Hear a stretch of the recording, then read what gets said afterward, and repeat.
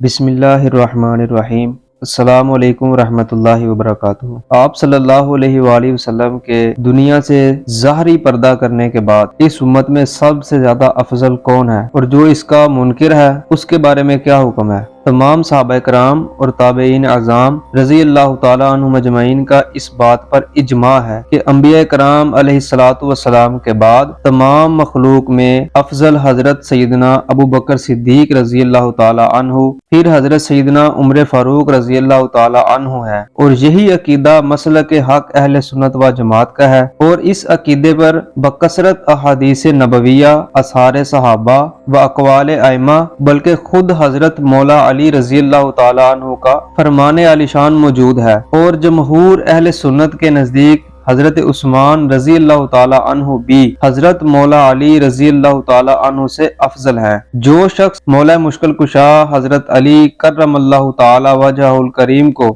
حضرات شیخین کریمین سیدنا ابو بکر صدیق و سیدنا عمر فاروق رضی اللہ تعالیٰ عنہما پر فضیلت دے، وہ شخص اہل سنت سے خارج ہے۔ حضرت سیدنا ابو دردہ رضی اللہ تعالیٰ عنہ سے روایت ہے کہ رسول اکرم صلی اللہ علیہ وآلہ وسلم نے ارشاد فرمایا، کسی بھی ایسے شخص پر آفتاب طلوع و غروب نہیں ہوا جو ابو بکر سے افضل ہو سوائے انبیاء و مرسلین کے۔ حضرت سیدنا سلمہ بن عقو رضی اللہ تعالیٰ عنہ سے روایت ہے کہ نبی کریم صلی اللہ علیہ وآلہ وسلم نے ارشاد فرمایا، ابو بکر سب لوگوں سے افضل ہے سوائے نبی کے۔ حضرت سیدنا اسعد بن زرارہ رضی اللہ تعالیٰ عنہ سے روایت ہے کہ رسول اکرم صلی اللہ علیہ وآلہ وسلم نے ارشاد فرمایا، بے شک روح القدس جبریل امین علیہ السلام نے مجھے خبر دی کہ آپ کے بعد آپ کی امت میں سب سے بہتر ابو بکر ہیں۔ انبیاء کرام علیہ الصلوۃ والسلام کے بعد لوگوں میں حضرت ابو بکر، پھر حضرت عمر، پھر حضرت عثمان رضی اللہ تعالی عنہم کے افضل ہونے کے بارے میں حضرت عبداللہ بن عمر رضی اللہ تعالیٰ عنہ فرماتے ہیں، ہم رسول اللہ صلی اللہ علیہ وآلہ وسلم کے زمانے میں آپس میں فضیلت دیتے تھے تو ہم سب سے افضل ابو بکر صدیق، پھر عمر بن خطاب، پھر عثمان بن عفان رضی اللہ تعالیٰ عنہ کو فضیلت دیا کرتے تھے۔ حضرت عبداللہ بن عمر رضی اللہ تعالیٰ عنہ سے روایت ہے کہ ہم رسول اللہ صلی اللہ علیہ وآلہ وسلم کی ظاہری حیات مبارکہ میں کہا کرتے تھے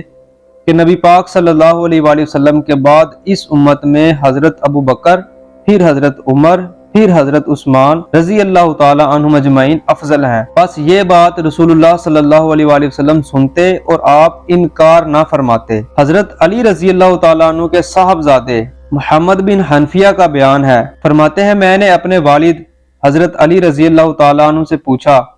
کہ نبی کریم صلی اللہ علیہ وآلہ وسلم کے بعد تمام لوگوں میں سب سے افضل کون ہے؟ تو حضرت علی رضی اللہ تعالیٰ عنہ نے جواب دیا کہ ابو بکر رضی اللہ تعالیٰ عنہ سب سے افضل ہیں۔ میں نے کہا پھر کون افضل ہے؟ تو آپ نے جواب دیا کہ حضرت عمر رضی اللہ تعالیٰ عنہ افضل ہیں۔ امام ابو حنیفہ رضی اللہ تعالیٰ عنہ فرماتے ہیں کہ رسول اللہ صلی اللہ علیہ وآلہ وسلم کے بعد تمام لوگوں میں ابو بکر صدیق رضی اللہ تعالیٰ عنہ، پھر عمر بن خطاب، پھر عثمان بن عفان،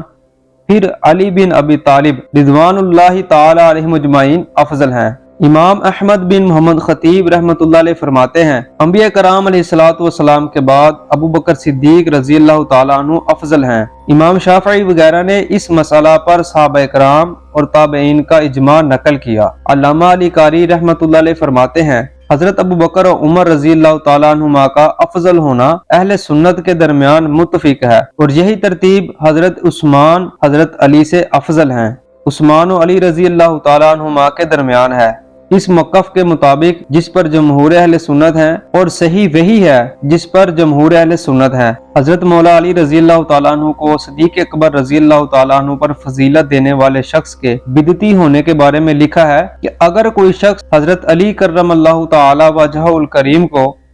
حضرت ابو بکر اور حضرت عمر رضی اللہ تعالیٰ عنہما پر فضیلت دے، وہ بدعتی ہے۔